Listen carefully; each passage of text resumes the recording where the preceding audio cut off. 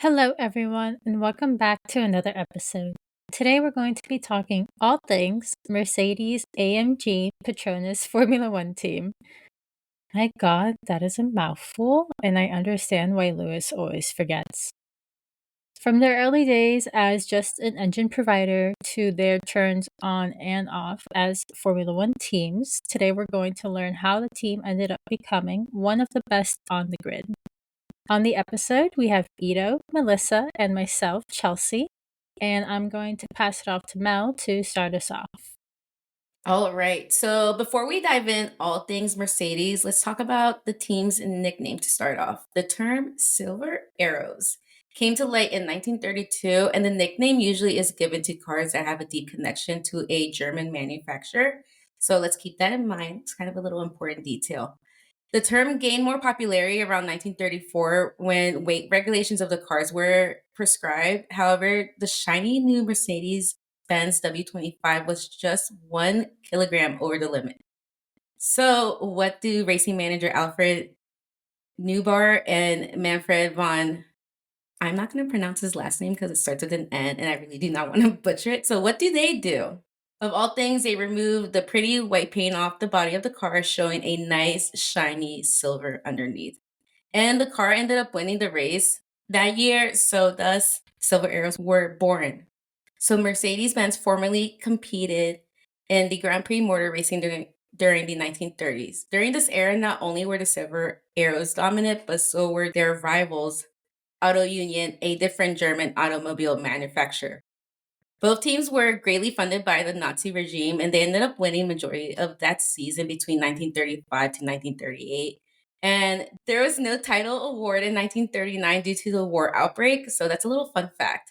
And out of the 4 years that it was held, Mercedes driver Rudolf Carcola won 3 out of the 4 of them. Yeah.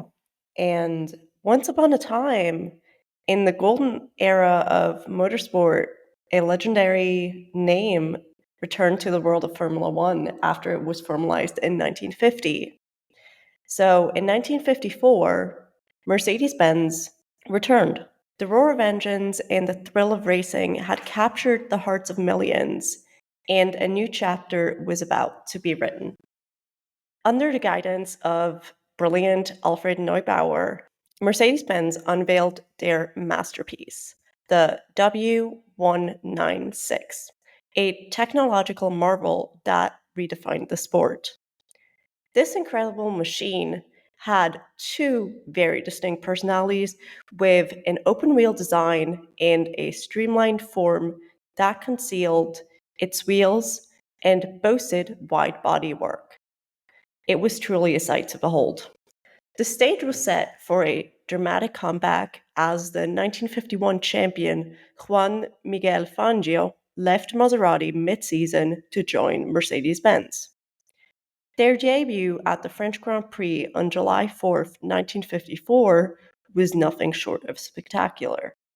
Fangio and his teammate Karl Kling stormed to a 1-2 victory, with Hans Hermann setting the fastest lap. Fangio's skill behind the wheel led him to win 3 more races that season, ultimately securing the championship. The success story continued into 1955 as Mercedes-Benz further refined the W196. Fangio was on fire, claiming victory in 4 races, and a young and promising talent named Sterling Moss conquered the British Grand Prix. Fun fact, Sterling Moss was actually the most successful driver never to win a championship. They were unstoppable, with Fangio and Moss finishing first and second in the championship. However, amid the glory struck tragedy. On June 11th, during the 24 hours of Le Mans, disaster loomed. A catastrophic accident claimed the life of Mercedes-Benz sports car driver Pierre Levin and more than 80 spectators. In the wake of this heartbreaking event, the French, German, Spanish, and Swiss JPs were all cancelled. And later on, Switzerland would ban motor racing in all forms. Fun fact. And at the end of the season, the curtain fell on this remarkable chapter as Mercedes-Benz decided to withdraw from motorsport, including Formula One. And this brief but extraordinary stint had claimed a total of 9 victories, with a special mention of the 1954 French GP and the 1954 Italian GP, and of course also the 55 version, all won by the streamlined Type Monza. These races were historic as they marked the only occasion when a closed wheel car emerged victorious in Formula One. Because, as you probably have seen in Formula One, especially now, you don't have wheel covers, so there's no protection from the elements, etc. And closed just means they have a wheel cover on them. Mercedes-Benz return to Formula One had been a tale of triumph, tears, and triumph again.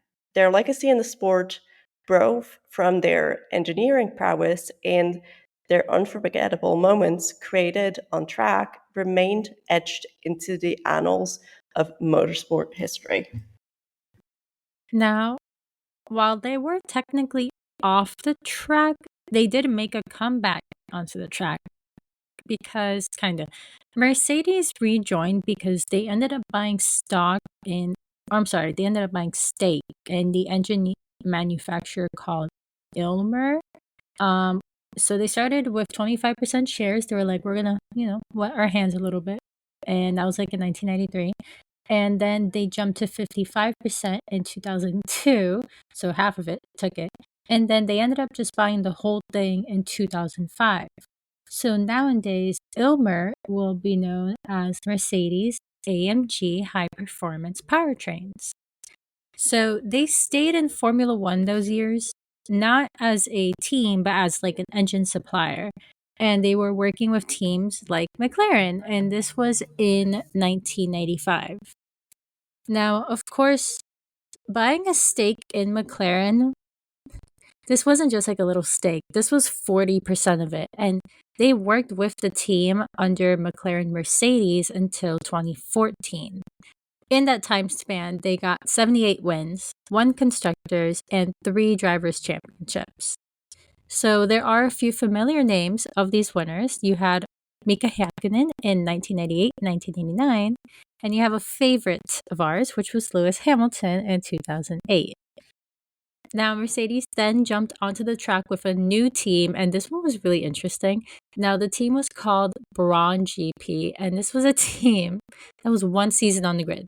They were there for 1 season, and it was run by Bruce Brawn, and this was the guy who was like the mastermind behind Michael Schumacher's like all his world title championships.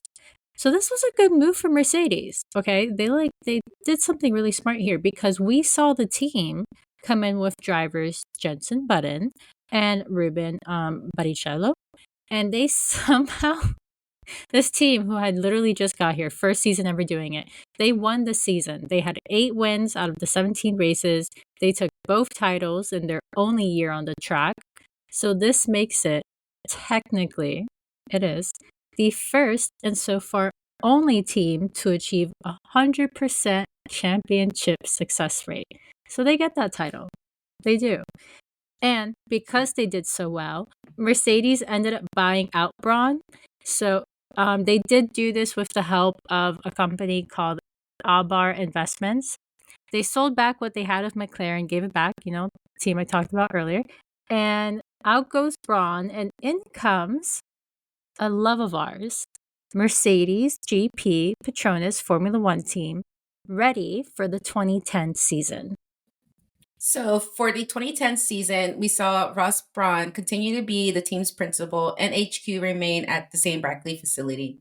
The facility was also close to their engine plant, so I imagine they made that decision just for their own convenience, for the sake of the cars and all that good engineering stuff.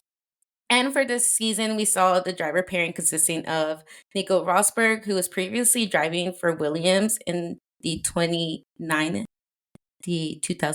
season, and Michael Schumacher, who himself was returning from a 3-year absence from the sport itself. Compared to when the team was under Braun, the car itself was not as competitive as it was since it was behind the McLarens, Ferraris, and Red Bulls that year. And in the season, Nico was able to accomplish 3 podium finishes in Sepang, Shanghai, and Silverstone. But unfortunately for Schumacher, he did not have any wins, podiums, or poles for the season since his debut in 1991, which is like mind-boggling to me to like think about stuff like that. Ultimately, Nico did end up finishing higher than Schumacher in the Drivers' Championship, and Mercedes finished in 4th in the Constructors' Championship. Ahead of the 2011 season, Daimler and Albar purchased the remaining 24.9 stake owned by the team management. However, even though these changes were going on behind the scenes, it still wasn't a pretty start for the season for Nico nor Michael. Each driver had to retire from the Australian GP in different laps, of course, but it was due to crash damage. And throughout the season, we saw both Nico and Michael manage to turn their season around, but neither driver was not able to achieve a win, podium finish, or even a pole. Again, mind blowing to think about stuff like that, the way we know Mercedes nowadays. However, they did finish 4th again in the Constructors' Championship. Now, into the 2012 season, the team decided to ditch the GP in their name and add AMG, making them now the known Mercedes-AMG PETRONAS F1 team. You would think after so many name changes, it would think of something shorter and easier to say, but I'm just going to leave that at them. I'm not whoever the team people that decide names are. But at the start of the season, the team was under the radar due to the use of some quote unquote radical rear wing concept, and it was protested. However, it was until the 3rd race of the season in China where the protest was rejected. And funny enough, this is the Grand Prix where we saw Nico earn the team's first pole position since Fangio in 1955. And Michael did finish in 3rd, but was promoted to 2nd due to Lewis Hamilton dealing with a great penalty. And as for Nico, he did earn the team's first win in 57 years. So we love that for him. Now, by 2012, it was announced that Lewis Hamilton would be joining the team for the 2013 season on a 3-year contract, joining Nico. And right before the start of the 2013 season in January, Toto Wolff would be joining the team as executive director. Alongside with his business partner, Remeber, becoming the non-executive director. And Toto also took over as the coordinator of the Mercedes-Benz motorsport involvement. So pretty much he was just seeing everything sports that involved Mercedes-Benz. And in that year, Nico earned the team's first win of the season at the Monaco GP. Mercedes had podium finishes at Canada and at the British GP. And Lewis earned his first win for the team at the Hungarian Grand Prix that year. Mercedes finished strong in 2nd in the Constructors' Championships ahead of the Ferrari. So we know they always like to battle it out sometimes. And it didn't stop there.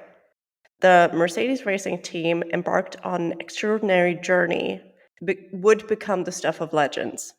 It all began in 2014 when they decided to keep both of their star drivers, Nico Rosberg and Lewis Hamilton, in the driver's seat.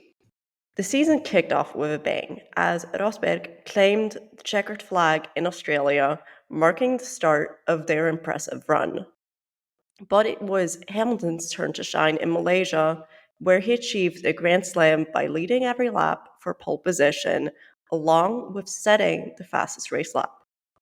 This victory ended Hamilton's dry spell of 9 races without a podium finish and marked the first 1-2 finish by Mercedes as a works team since 1955. Long time.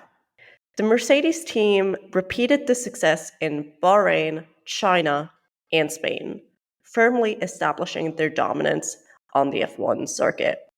Rosberg and Hamilton continued their friendly rivalry with a 1-2 finish at the Monaco GP and in Austria, While at the German GP, Rosberg made history by becoming the first German driver to win in a German vehicle since 1939. The real icing on the cake, though, came at the Russian GP, where Mercedes clinched their first Constructors' Championship as a works team. The season culminated in Abu Dhabi with Hamilton securing the World Drivers' Championship, leaving his teammate Rosberg 67 points behind. Mercedes closed out the 2014 season with an astonishing 296 points ahead of their closest competitors, Red Bull Racing. Oh, how the tables have turned now. But that's for another time. The following year, in 2015, Mercedes retained both their drivers and their dominance continued once again. Constructor Championship win came at the Russian GP. Hamilton clinched his second consecutive Drivers' Championship at the US GP, finishing 59 points ahead of Rosberg.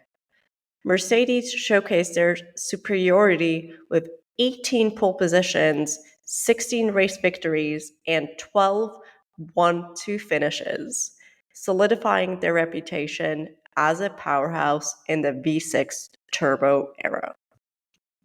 In 2016, Mercedes was unstoppable, winning their third Constructors' Championship and securing 20 pole positions, the highest percentage ever in a single Formula One season at 95.2. The average gap to the nearest non-Mercedes driver narrowed down to just 14.6 seconds, even though in Formula One, that's still kind of a big gap, not gonna lie. And Rosberg finally clinched his first Drivers' Championship before announcing his retirement. 2017 marked a transition for Mercedes as they said goodbye to executive director Paddy Lowe and welcomed Valtteri Bottas as Rosberg's replacement. Their dominance, however, remained unchallenged as they secured their fourth consecutive Constructors' Championship. Lewis Hamilton also made history by becoming the first British driver to win 4 World Championships. For 2018, the driver lineup remained the same, and they clinched their 5th straight Constructors' Championship. Won 11 races out of 21, with Hamilton taking all the victories, emphasizing their dominance, and honestly, Lewis's. 2019, pretty much same deal. By the summer break, Mercedes had won 10 out of the 12 races, securing 1-2 finishes in the first 5 races of the season, and clinching both championships for the 6th year in a row. The 2020 season introduced Mercedes' dual-axis steering system, which allowed drivers to optimize their car's performance. The team continued their winning streak, once again securing both championships. In 2021, lineup stayed the same for the 5th year in a row, but faced a fierce challenge from Max Verstappen. A controversial safety car restart at the season-ending Abu Dhabi Grand Prix saw Hamilton lose the Drivers' Championship on the last lap. Despite the setback, though, Mercedes still secured their 8th consecutive Constructors' Championship, cementing their status as a dominant force in F1. However, that dominance was truly ending, because they've been facing a few challenges, car issues, and more. In 2022, Mercedes made a bold move by replacing Valtteri Bottas with their junior driver, George Russell, to partner Lewis Hamilton. And since the year brought major rule changes, that didn't help either. They reintroduced ground effect, and Mercedes, because of this, unveiled a radical design featuring 0 pods. But the new concept initially posed challenges for the team, making it difficult to unlock its full potential. And the car also suffered from aggressive purposing. The team managed to significantly reduce and solve this issue ahead of Canada. Despite their performance struggles, Mercedes was incredibly reliable with only 3 retirements throughout the season, including crashes involving Russell and Hamilton at the British GP and a mechanical failure for Hamilton at Abu Dhabi. Nonetheless, Mercedes found themselves regularly on the podium at the French GP. Hamilton finished second, with Russell in third, marking their first double podium of the season.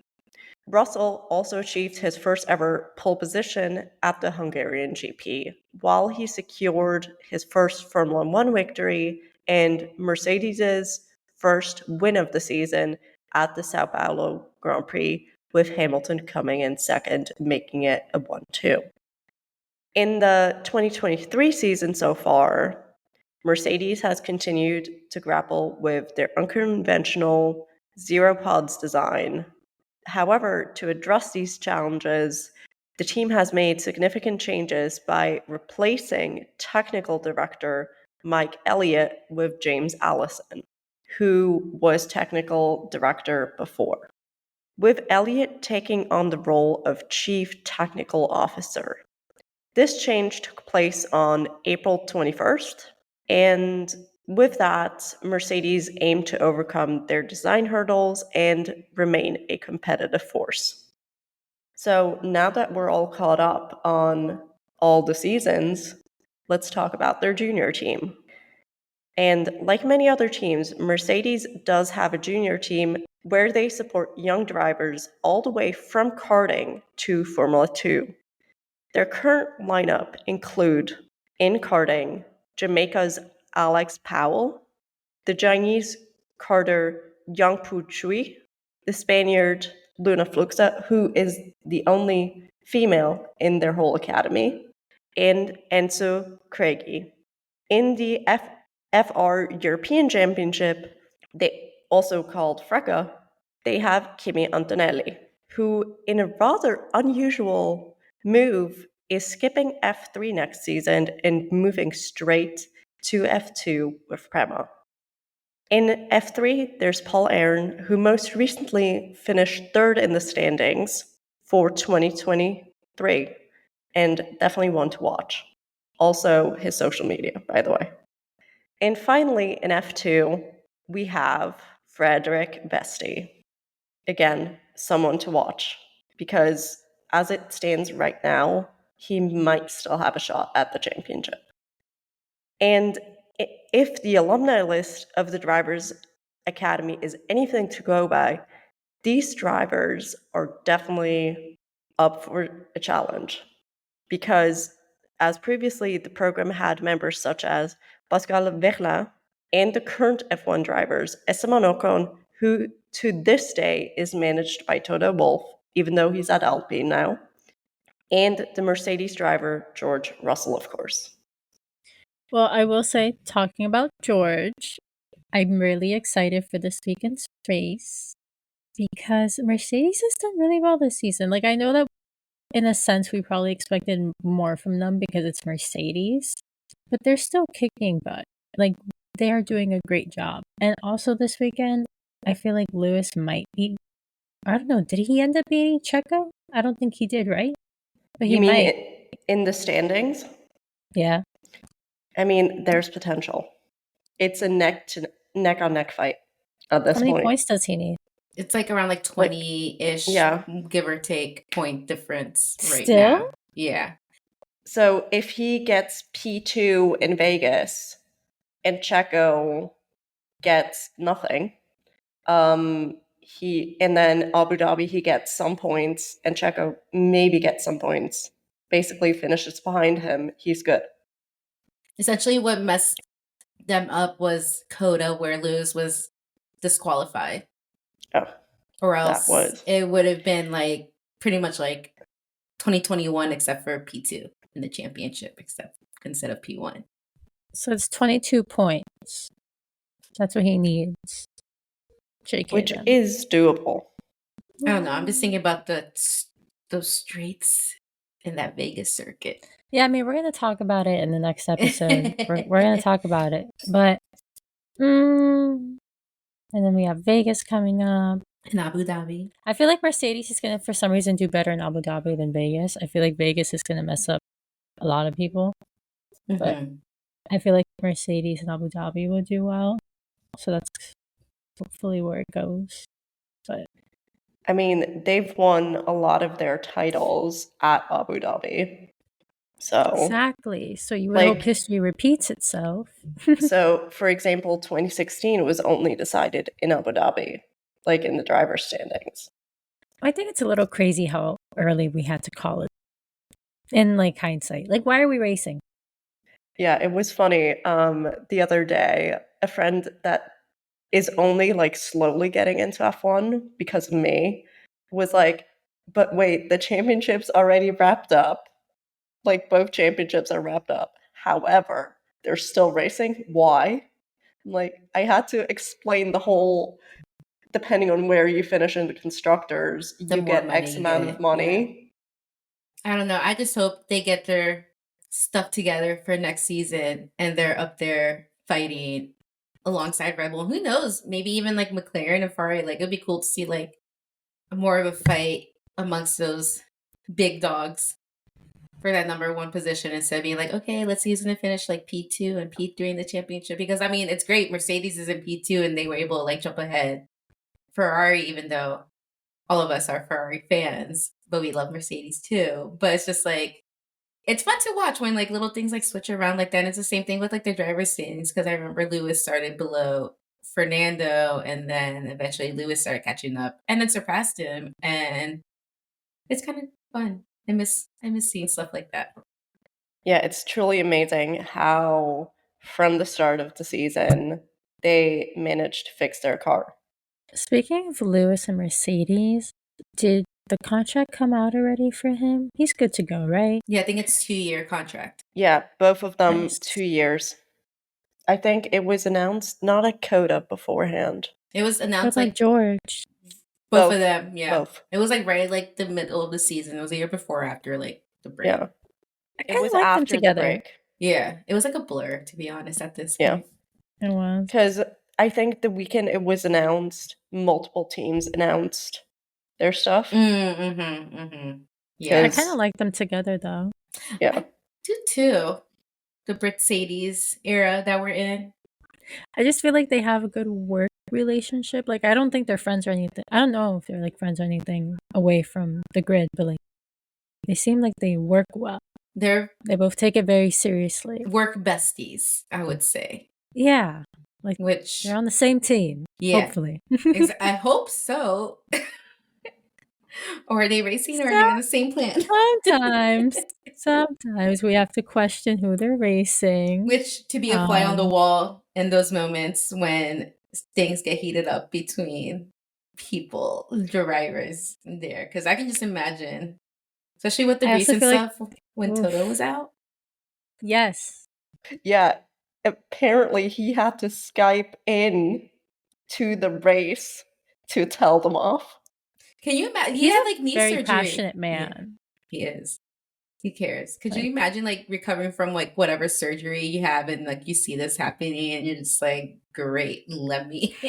I need And to it's yell like, at them. and it's like whoever's like there's like, oh shit, the big boss is calling. So, but no, it's yeah. Or It's maybe they were grateful that he called because they were like, I don't get paid enough to yell at them. You know what I do really love about Mercedes though? Is that they're like a very consistent team. Like, it's been Toto and it's been Lewis, and like they've basically stuck to George. They're not a team that really moves around a lot, and it's kind of nice to see. Yeah. And it's also nice to see that since actually before, like, since their inception, Michael Schumacher and Lewis are the only two drivers that did not drive for Williams beforehand. Oh, I never Both thought about that. Nico and Valtteri and George were all Williams drivers before, like right before, and then got moved up. So their junior program is very solid. And the Williams Mercedes one is also solid. So Because essentially, get into whatever academy Mercedes runs. So if you're listening out yeah, there, now you know what to do.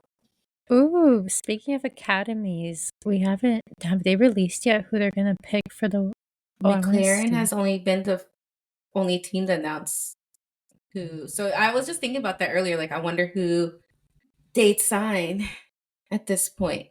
Me too, because I'm kind of just like itching to know. It's like, what are you It's guys not gonna waiting be for? Marta, because Marta I think is gonna be doing a whole different series next year. she has to because she won. It's the same with F2. You And win, I F2. you was have to move wondering if on. they were changing the series though because of what they were doing, but I guess not. I thought it'd be like a different series. What do you mean? F1 Like the Academy? W Series? Yeah, like I thought they were gonna like change F1 Academy, like rename it and all that when they were gonna do this whole merger. Don't So think so. I was hoping she would get a loophole entrance. It'd be cool to see her under Mercedes or Ferrari. It would be. Those Yeah. pictures with Carlos Definitely look cool. Ferrari. I mean, honestly, on the topic of F1 Academy and their drivers linking up with F1 teams, I was surprised that Bianca, who's at Prema, did not go the Ferrari route because we all know Prema is baby Ferrari. Yeah, I mean, I don't want to talk about too much because this is the Mercedes episode, but I will say, I think she made a good move for herself. She's a good marketing person. McLaren's good at marketing. But Mercedes is also good at marketing. And if they can just pick the right girl, they're going to do, I hope they're going to do her so right because they have the funding and they just need to put it in the right place. Can you And imagine? maybe, get some more makeup people out there for them. Can you imagine whatchamacallit, the content on like TikTok and like their socials, like with George, especially with George, because I feel like George is like the one with the ideas. Like, look, he's like, hey, I saw this trend, like, let's try it right now. So just imagine that. But now that you mentioned the makeup, like maybe a Fenty, can sponsor a I was thinking driver Smashbox. or Rare Beauty. I don't know. I don't think Rare Beauty, but maybe Fenty. I don't know why Rihanna gives me those vibes. And also her Mhm. makeup lasts. Okay, so Rihanna gives me Red Bull vibes. That's the Yeah. only problem. I feel like she would endorse whoever Red Bull's endorsing. True. Probably.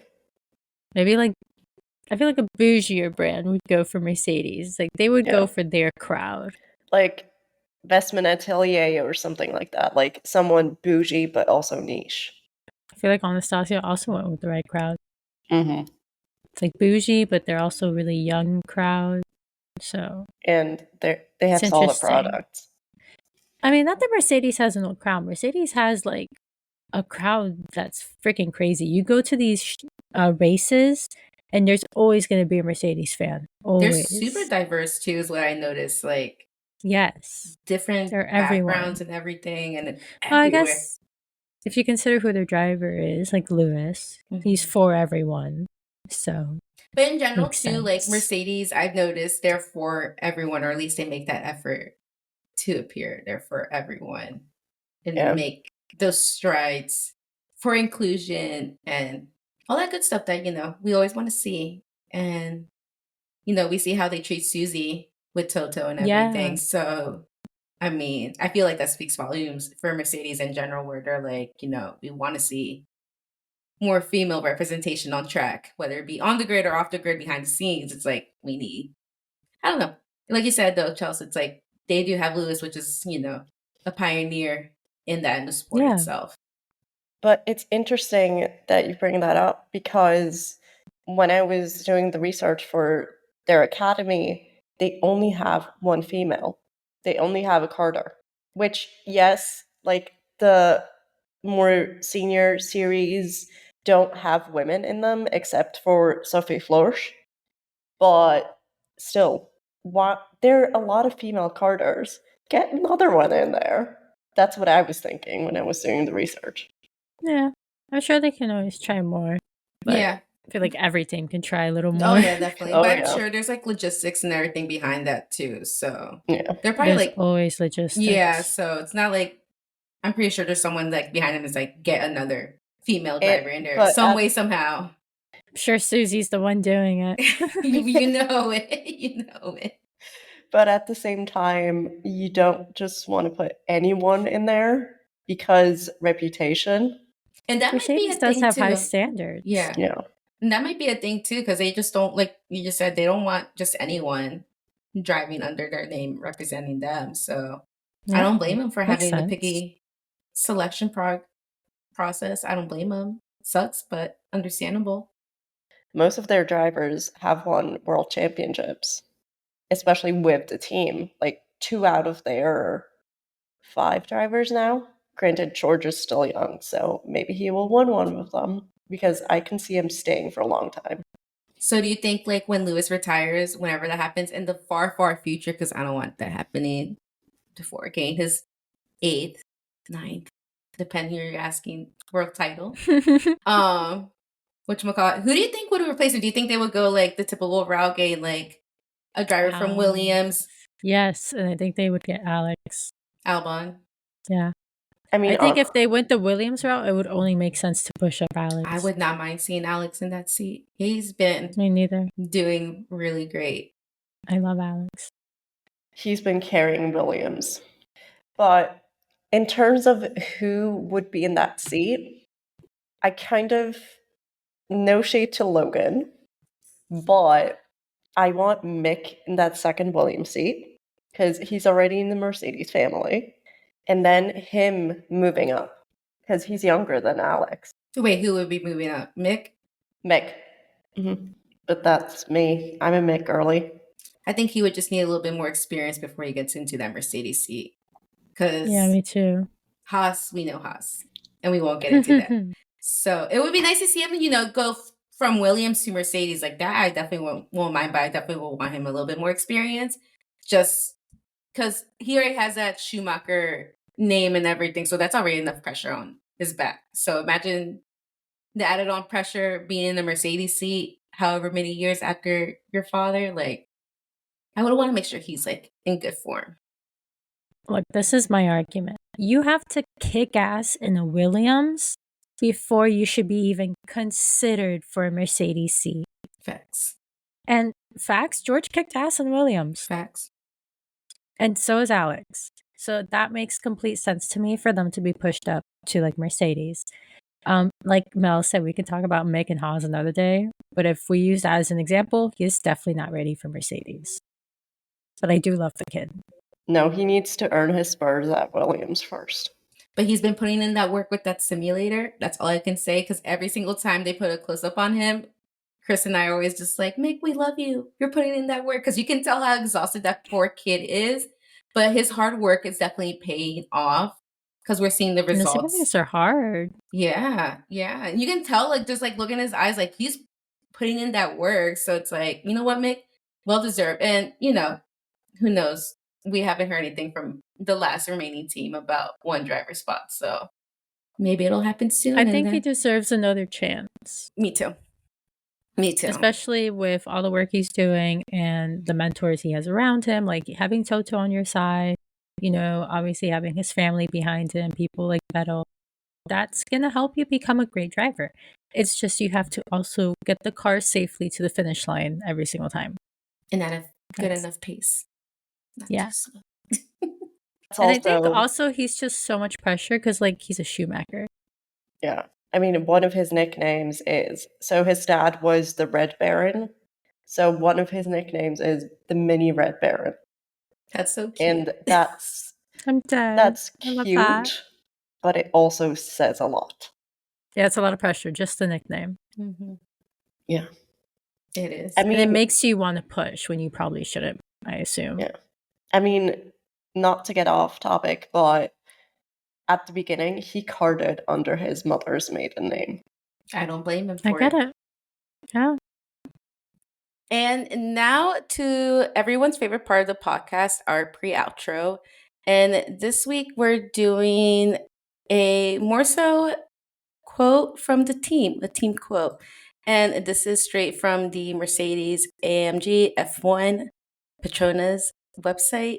F1 team. I even got that messed up. I mean, again, we know our drivers relate to that issue, but their quote goes as this: "The challenge of winning an F1 is formidable because of the outstanding quality of our competitors, and this is our mindset. The greater the challenge, the better." And that is the end of our episode. Thank you for joining us, everyone. It's always so nice learning about these teams and how they got on the track. Who do you want to hear about next? Let us know on our socials. Everywhere we are Paddock Girls Podcast, except on Twitter. There you can find us at Paddock Girls Pod. See you next time, everyone, where we will be talking all things Michael Schumacher. Bye, everyone. Bye. Bye.